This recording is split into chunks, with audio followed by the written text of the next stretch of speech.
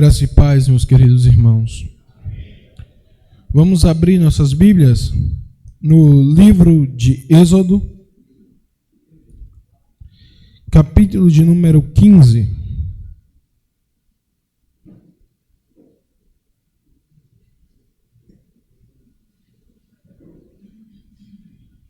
Livro de Êxodo, capítulo de número 15.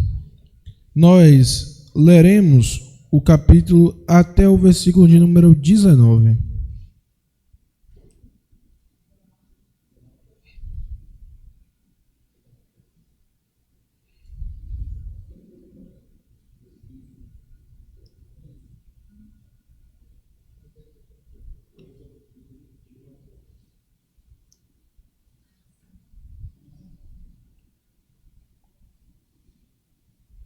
Assim diz a palavra do Senhor. Então entoou Moisés e os filhos de Israel este cântico ao Senhor. E disseram: Cantarei ao Senhor, porque triunfou gloriosamente. Lançou no mar o cavalo e o seu cavaleiro. O Senhor é a minha força e o meu cântico. Ele me foi por salvação. Este é o meu Deus, portanto eu o louvarei. Ele é Deus de meu Pai, por isso o exaltarei. O Senhor é homem de guerra, Senhor é seu nome. Lançou no mar os carros de Faraó e o seu exército, e os seus capitães se afogaram-se no mar vermelho. Os vagalhões os cobriram, desceram às profundezas como pedra. A tua destra, ó Senhor, é gloriosa em poder. A tua destra, ó Senhor, despedaça o inimigo. Na grandeza da tua excelência, derriba os que se levantam contra ti. Envias o teu furor que os consome como um restolho. Com o resfogar das tuas narinas, amontoaram-se as águas, as correntes pararam em montão, os vagalhões coalharam-se no coração do mar. O inimigo dizia: perseguirei, alcançarei e repartirei os despojos. A minha alma se fartará deles. Arrancarei a minha espada e a minha mão os destruirá. Sopraste com o teu vento e o mar os cobriu. Afundaram-se como chumbo em águas impetuosas. Ó Senhor, quem é como tu entre os deuses?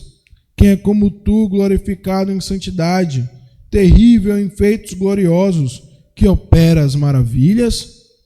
Estendeste a destra e a terra os tragou. Com a tua beneficência guiaste o povo que salvaste. Com a tua força o levaste à habitação da tua santidade. Os povos o ouviram e eles estremeceram. Agonias apoderaram-se dos habitantes da Filistia. Ora, os príncipes de Edom se perturbam. Dos poderosos de Moabe se apodera temor, esmorecem todos os habitantes de Canaã. Sobre eles cai espanto e pavor, pela grandeza do teu braço, emudecem como pedra, até que passe o teu povo, ó Senhor, até que passe o povo que adquiriste. Tu o introduzirás e o plantarás no monte da tua herança, no lugar que aparelhaste, ó Senhor, para a tua habitação. No santuário, ó Senhor, que as tuas mãos estabeleceram, o Senhor reinará por todo o sempre. Porque os cavalos de Faraó, como seus carros e com seus cavalarianos, entraram no mar, e o Senhor fez tornar sobre ele as águas do mar. Mas os filhos de Israel passaram a pé enxuto pelo mar. Até aqui a palavra do Senhor. Vamos orar. Santo, santo, santo é o Senhor nosso Deus. Pai, nos abençoa para que nós possamos compreender perfeitamente a sua palavra e por meio dela nós sejamos edificados e possamos crescer em santidade e em espiritualidade, ó Pai. Em nome de Jesus Cristo, teu único Filho, que pedimos e oramos. Amém. Meus queridos, uma das imagens mais conhecidas da nossa independência, da independência do nosso país, é um quadro que foi pintado, e talvez os irmãos já tenham visto, do então imperador Dom Pedro I, em uma grande batalha heróica às margens do rio Ipiranga. Ele com sua espada levantada, como se bradasse a famosa frase: independência ou morte. O fato é que é consenso geral entre os historiadores que nas margens do Ipiranga não houve qualquer batalha. Nunca houve aquela batalha em específico.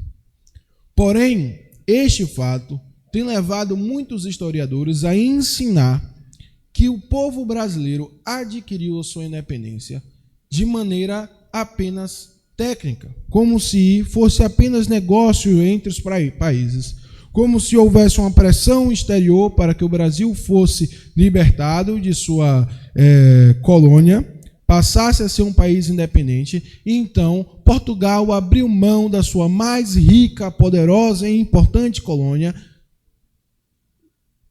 por negócios.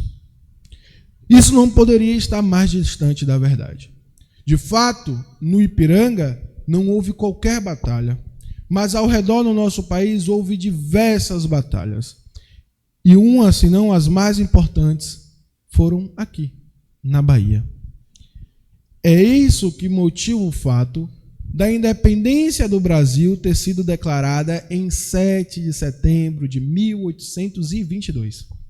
Mas a independência do nosso território, da Bahia, é apenas em 2 de julho de 1823. Porque os portugueses, apesar de saberem da independência, queriam se manter nos lugares onde havia riqueza. E um desses lugares era aqui, na Bahia. Depois de tantas batalhas, de muitas vitórias, o Brasil finalmente pôde declarar, a Bahia finalmente pôde declarar a sua independência. E como comemoração a isso, em 1824, se escreveu o hino, que hoje é o hino do nosso estado, o hino de 2 de julho. Comemorando esta vitória, esse hino comemora com frases que apontam diretamente para o causador dessa vitória, na perspectiva do poeta, o povo. Um povo que não estava mais aceitando a forma despótica que trabalhava o reino de Portugal. E eles declaram isso nas letras. Nunca mais o despotismo regerá a nossa nação. Da mesma forma que ocorreu em 1824, quando aquele poeta criou um hino para comemorar a vitória que houve em 2 de julho, aqui o povo de Israel escreve um hino, canta um hino para comemorar a sua libertação. Diferente de 2 de julho, onde aqueles homens comemoram e declaram que o motivador é o povo que se libertou com suas próprias mãos do império despótico de Portugal, aqui os israelitas se prostram e começam a entoar um hino, cantando o motivo pelo qual eles foram libertados. No versículo de número 1, ele diz assim: cantarei ao Senhor, porque triunfou gloriosamente. Lançou no mar o cavalo e o seu cavaleiro. Já no final, versículo de número 19, eles dizem assim: porque os cavalos de Faraó, como seus cavaleiros, com seus carros e os seus cavaleirianos, entraram no mar. E o Senhor fez tornar sobre eles as águas do mar.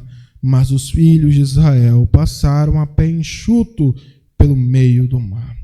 Só com isso dá para nós sabermos qual era o tema, qual era a motivação, qual era a intenção do hino. Eles queriam louvar ao Senhor por sua salvação, por sua libertação. Por isso, o tema do nosso sermão de hoje é: louve ao Senhor por sua salvação. Louve ao Senhor por sua salvação. Para isso, eu quero, com os irmãos, olhar para o texto e ver como nós podemos louvar ao Senhor por nossa salvação. No versículo de número 2 e 3, ele começa a dar o primeiro motivo pelo louvor. Como nós podemos louvar ao Senhor por sua salvação? Eles começam a cantar a aliança do Senhor.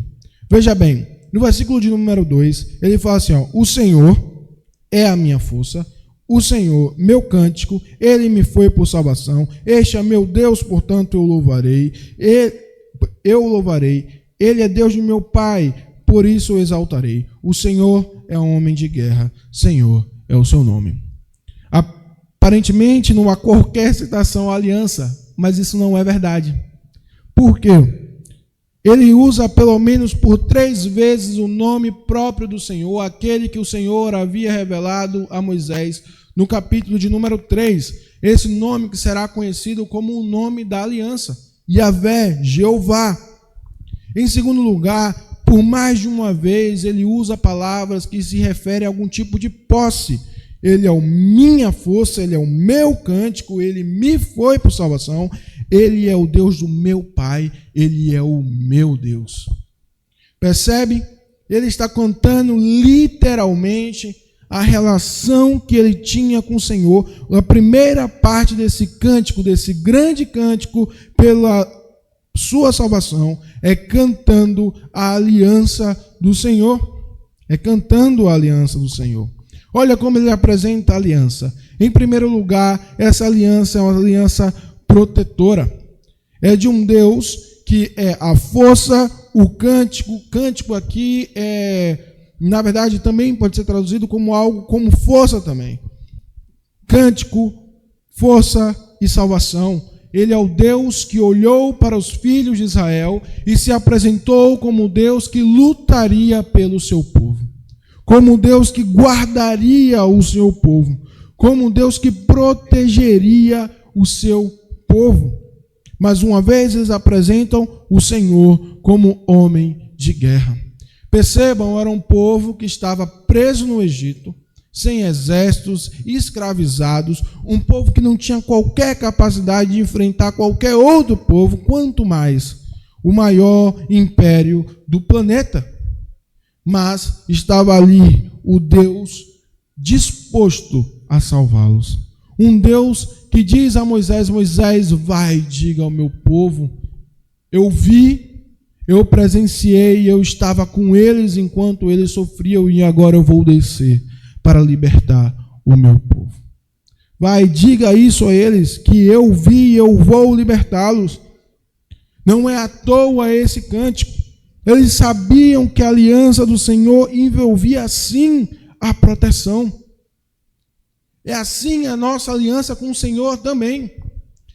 Nosso catecismo fala que a igreja visível, não apenas a invisível, mas a igreja visível, aqueles que foram batizados, gozam da proteção do Senhor. Gozam de um Deus que faz com que essa igreja prevaleça, essa igreja continue crescendo. De um Deus que cuida de nós. Um Deus que é protetor. Não somente isso, essa aliança é uma aliança pessoal. Este Deus que cuida de sua igreja como um todo é o Deus que conhece você e cuida de você no íntimo. Ele se importa com você, Ele está com você. É por isso que eles declaram, Ele é o meu Deus. Este é o meu Deus. Aquele que é força, aquele que é cântico, aquele que me foi por salvação, Ele é meu Deus. Muitas vezes não entendemos porque tem essas palavras quase como de posse no Antigo Testamento, mas é porque esses homens tomavam sim o Senhor pessoalmente, não apenas como um todo, não apenas como um povo, mas pessoalmente para eles. Ele é o meu Deus. Não permita, meus queridos, que Cristo seja apenas o Deus de sua igreja. Ele é o seu Deus. Aquele que está com você. Não permita que ele seja algo diferente disso. Olhe que eles continuam a canção. Esse Deus que é um Deus protetor, esse Deus que é um Deus pessoal, ele também é um Deus histórico e familiar. Ele não apenas é o meu Deus, mas é o Deus de meu Pai. E com isso a lógica também segue-se, ele também será o Deus de meu filho. É confiando nesta aliança que eu posso dizer claramente: precisamos batizar nossas crianças. É por isso que nós batizamos nossas crianças, porque vemos que historicamente o Senhor, que foi o Deus de Jacó, foi o Deus de seus filhos. O Senhor, que foi o Deus de Abraão, foi o Deus de sua descendência. E o Senhor que cantou e apareceu aos apóstolos e ensinou os apóstolos e viveu na terra pregando, esse também era o Deus da sua igreja. E Pedro, ao pregar para os israelitas, diz assim: esta promessa é para vós e para vossos filhos. Ele é um Deus familiar. O nosso Deus está interessado em nossas famílias. Isso é perfeito, isso é gostoso, isso é importante, mas isso também é pesado, porque significa que você tem obrigações para com seu filho. Porque se ele está na aliança, você precisa ensiná-lo, você precisa corrigi-lo, você precisa guiá-lo na aliança do Senhor. Porque o Senhor é o Deus de sua família. O Senhor tem uma aliança eterna conosco. O final dessa cláusula, onde eles cantam a sua aliança, eles dizem assim: a última palavra é: o Senhor é o seu nome. Senhor ou Yahvé literalmente significa eu sou. É assim que ele se apresenta a Moisés: eu sou. O nome do Senhor aponta para a sua própria existência, para a sua própria essência. Um Deus que não tem base em nada. Ele não se baseia em nada, nada dá existência. Ele, na verdade, ele empresta a sua existência a todas as coisas. Não é o que o apóstolo diz? Nele tem a plenitude de tudo. Está nele. Ele empresta a sua existência a todas as coisas, assim que ele se apresenta a Moisés, porque Moisés o pergunta qual é o seu nome, quem você é, e a expectativa é de um Deus como os deuses dos egípcios. Talvez um Horus, Deus dos céus, talvez Osíris, Deus do submundo, ou Anubis, Deus da guerra, e qualquer coisa assim. E Deus se apresenta com ele como: não, eu sou o Senhor. Eu sou o grande eu sou. E aqui eles terminam dizendo que essa aliança tem fundamento nessa característica eterna do Senhor, no grande eu sou. Termina nele, em seu nome, no seu nome eterno. Nossa aliança com Deus está traçada muito antes da nossa existência. Deus eternamente está aliançado conosco, porque assim ele escolheu, assim ele decidiu. É dito nas Escrituras: com um amor eterno eu te amei, com um amor eterno eu te amei. Essa aliança não pode ser revogada, essa aliança não pode ser esquecida. Você pode gozar da plenitude dessa aliança protetora, pessoal e familiar, com a certeza que ela não tem início de dias e também não terá fim. O Senhor é o seu Deus. Em segundo lugar, meus queridos, eles começam a cantar também, dizendo, eles louvam ao Senhor por sua salvação, cantando os seus feitos. No versículo de número 4 a 7, ele começa a descrever como o Senhor aniquilou completamente os opressores do povo. Com seu poder destruiu o Egito, um exército. Veja o que eles dizem sobre o Egito. Ele tem carros, ele tem exército, ele tem capitães. Isso são maquinários de guerras muito avançados. Carros eram maquinários de guerras que só poucos povos tinham poderes humanos. Mas o Senhor aniquila todos eles. Todos eles, até mesmo o faraó, o Deus homem para os egípcios, foi lançado no fundo do Mar Vermelho. Os opressores deles estavam por completo aniquilados. Não é diferente de nós, meus queridos. Cristo no Calvário, quando ele foi crucificado, por uma vez por todas, ele nos libertou do nosso maior opressor. Por uma vez por todas. É verdade que ainda o pecado vive e tem lugar em nossas vidas, mas ele não é mais o nosso Senhor. Ele não mais governa sobre nós. Nós temos liberdade. Nós temos liberdade e Cristo conquistou isso por nós no Calvário, de uma vez por todas. E há uma esperança a mais, porque chegará o dia que nem mesmo a presença do pecado existirá. Cristo aniquilará ele de uma vez. Meus queridos, ele não fez isso de maneira natural. Olha, o texto vai focar grandemente nos milagres e nas maravilhas operadas pelo nosso Deus. Há uma corrente de pessoas que tentam naturalizar os eventos miraculosos da Bíblia. Então eles olham para esse evento e dizem: talvez Moisés soubesse um caminho onde o Mar Vermelho estaria mais seco, menos cheio, e eles pudessem passar com os pés enxutos. Enquanto em um grande cataclisma ou alguma coisa natural, grandes ondas foram jogadas sobre o faraó. Isso não poderia estar mais distante da narrativa bíblica.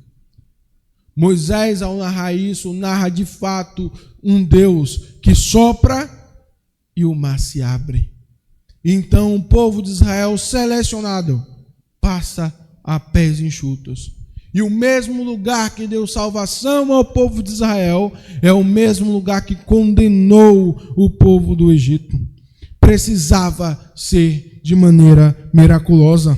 Deus termina o que havia começado com as 10 pragas. Ele humilha por completo o Egito e com isso salva o povo de Israel de maneira miraculosa. Da mesma forma foi conosco. Ou um homem qualquer pode sair do túmulo? Não, um homem qualquer não pode sair do túmulo. O nosso Senhor não só provou a dor da morte, e isso já seria incrivelmente estupendo, considerando que Ele é o Deus, o autor da vida, morto. Mas Ele saiu do mundo dos mortos para nos dar vida e vida em abundância. Ele fez o que Ele fez miraculosamente. Uma demonstração completa do seu poder, irrefutável do seu poder.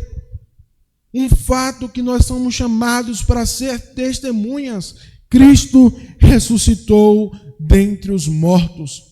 Cristo não está apenas vivo em nosso coração, Ele de fato vive sentado à destra de Deus Pai, esperando o momento de sua vinda. À frente de sua igreja, cuidando dela, Cristo está vivo. Um fato. Deus nos salvou de maneira miraculosa. Então, nós louvamos ao Senhor por sua salvação, cantando a sua aliança. Nós louvamos ao Senhor pela sua salvação, cantando os seus poderosos feitos. Mas nós também louvamos ao Senhor por sua salvação, cantando a sua grandeza. Começa no versículo de número 9 as comparações. Começa assim. Ele diz então no versículo de número 9 qual era a intenção do povo do Egito. O que estava em seu coração. Ele compara o nosso Senhor com os nossos adversários, com aqueles que nos perseguem. Ele diz assim: a intenção do coração do faraó era: eu vou destruí-los. E o seu pensamento era: eu vou conseguir e vou fazer isso de maneira fácil. Tenho carros, tenho material de guerra, sou poderoso, estou lutando com um povo que não tem armas, não tem nada, são escravos, nem treinamento. Eles não subsistirão nem mais um dia. Eu vou alcançá-los e eu vou destruí-los completamente. Essa era a intenção do coração de Faraó. Então começa a comparação, porque ele diz assim no versículo 10: se essa era a intenção do coração de Faraó, o Senhor soprou com teu vento. Percebe, meus queridos? Se Faraó era poderoso porque tinha exércitos, foi apenas um soprar do Senhor, e o seu inimigo estava completamente aniquilado. O inimigo de nossas almas será completamente aniquilado com um sopro do Senhor. Da mesma forma que o Faraó foi, os nossos inimigos em geral não subsistem contra o Senhor, Deus de Israel. Eles não têm capacidade de subsistir contra o Senhor. Historicamente foi assim. Ou o Império Romano não perseguiu e matou milhares de cristãos, para depois o quê? Ruir como mais um reino humano qualquer, enquanto a igreja prevalece até hoje. O Senhor nosso Deus é assim. Os seus inimigos não prevalecem contra ele. Ele é maior do que os seus inimigos. Essa é a sua grandeza. O Senhor não apenas é maior do que os seus inimigos, ele é maior do que qualquer ídolo que nós possamos inventar. Olha o que o versículo 11 diz: ó Senhor, quem é como tu entre os deuses? Quem é como tu, glorificado em santidade, terrível em feitos gloriosos, que opera maravilhas? Estendeste a destra e a terra os tragou. Meus queridos, nossa capacidade humana, nossa limitação humana, nossa imaginação não é capaz de criar um Deus tão poderoso como o nosso Deus. Os homens não são capazes de criar ídolos tão poderosos contra o nosso Deus. Nós não precisamos nos prender a nada que nossa imaginação é capaz de criar. Nada que nós, homens, somos capazes de criar. E talvez nós já tenhamos colocado Mamon, o Senhor das riquezas, como nosso Deus, mas o dinheiro não é capaz de dar aquilo que Deus pode dar. O trabalho não é capaz de dar aquilo que Deus pode dar. A família não é capaz de dar aquilo que Deus pode dar. Se colocamos qualquer uma dessas coisas como nossos ídolos, temos que admitir, eles não são nada perto do nosso Deus. Quem é como tu entre os deuses? Glorificado em santidade, perfeito, nobre, santo, diferente dos ídolos, pecadores, invejosos, abutres, mentirosos, terrível em feitos gloriosos, que opera maravilhas. Podemos olhar para a nossa própria existência e vida e verificar que Deus tem operado maravilhas. E que maravilha pode ser maior do que o livramento que Ele nos dá do pecado? A transformação do nosso coração. Nós que antes andávamos em trevas, podemos abandonar aquele pecado que tenazmente nos assediou. O Senhor, nosso Deus, é o Deus que opera maravilhas. Não há comparação entre Ele e outros deuses. Ele é grande, muito grande. Em último lugar, meus queridos, eles, depois de haverem louvado o Senhor por sua salvação, cantando sua aliança, cantando seus poderosos feitos, cantando a sua grandeza, eles louvam ao Senhor, cantando as suas promessas. Olha como ele começa o versículo 13, e isso é muito belo. Ele diz assim: com a tua beneficência guiaste o povo que salvaste, com tua força levaste a habitação da tua santidade. Meus queridos, esse povo tinha acabado de passar pelo Mar Vermelho, eles tinham acabado de entrar no deserto, mas eles cantam como se fosse no passado aquilo que haveria de acontecer. Tamanha era a certeza deles de que o Deus que os salvou os conduziria até a terra prometida, que eles poderiam cantar como se fosse um fato que aconteceu. É como se nós disséssemos, como Paulo diz, fomos glorificados. Não é isso que Paulo diz? Aquele que foi justificado também foi glorificado. Nós ainda estamos em corpo, ainda não vemos a glorificação do Senhor, mas sabemos com toda a certeza que ela acontecerá. Da mesma forma, o povo de Israel estava cantando: nós sabemos que o Senhor vai nos conduzir até a território, até a habitação da tua santidade. Essa é a certeza que temos que ter no coração.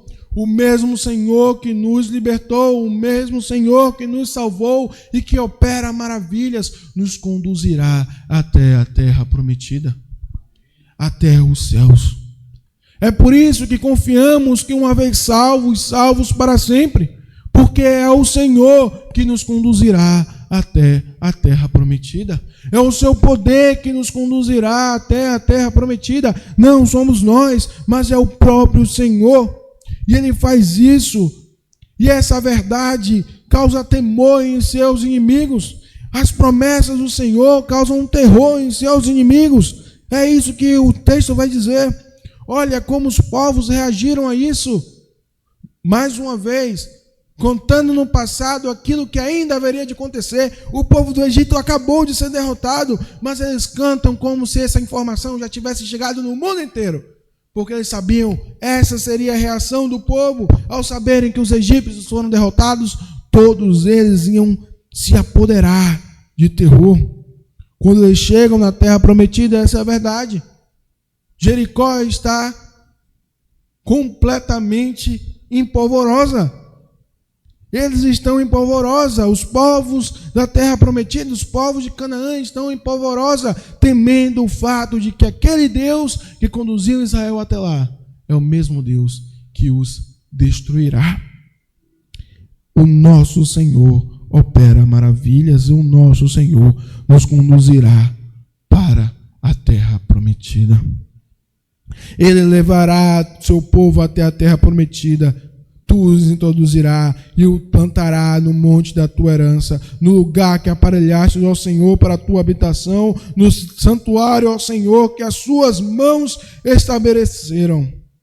E por fim, a promessa do Senhor, aquilo que nós devemos cantar para sempre, é que o nosso Senhor reinará eternamente. Ele reinará eternamente. O Senhor reinará por todo o sempre. O céu, a terra prometida, é o lugar onde nós estaremos com o Senhor, e Ele reinará sobre nós para sempre. E nós o louvaremos para sempre, e nós o adoraremos para sempre. Aquilo que nos faz humanos, aquilo que nos faz quem somos, o objetivo de nossa criação, adorar ao Senhor plenamente, acontecerá no dia da vinda de Jesus Cristo. Nós estaremos com Ele e plenamente completos adoraremos Ele para sempre, para todo o sempre. Ele termina o texto como começou, cantando ao Senhor, louvando ao Senhor por sua salvação. Que nós possamos fazer isso, queridos. Que a verdade, a salvação de Deus nunca abandone nossos lábios. Se essa canção abandonar nossos lábios, nós temos uma grande chance de cair no mesmo erro que o povo de Israel caiu. Na sequência do capítulo, vai mostrar um povo que pouco depois de ser livre, ao enxergar a primeira dificuldade, começou a murmurar contra Deus. O louvor, meus queridos, é o caminho como nós podemos fugir da murmuração. Quando nós continuarmos a lembrar as benesses do Senhor, a sua salvação, contando as muitas bênçãos que diz o nosso hino, aí sim nós fugiremos da murmuração. Teremos um coração agradecido. Louve ao Senhor todos os dias por sua salvação. Vamos orar. Santo, santo é o Senhor nosso Deus.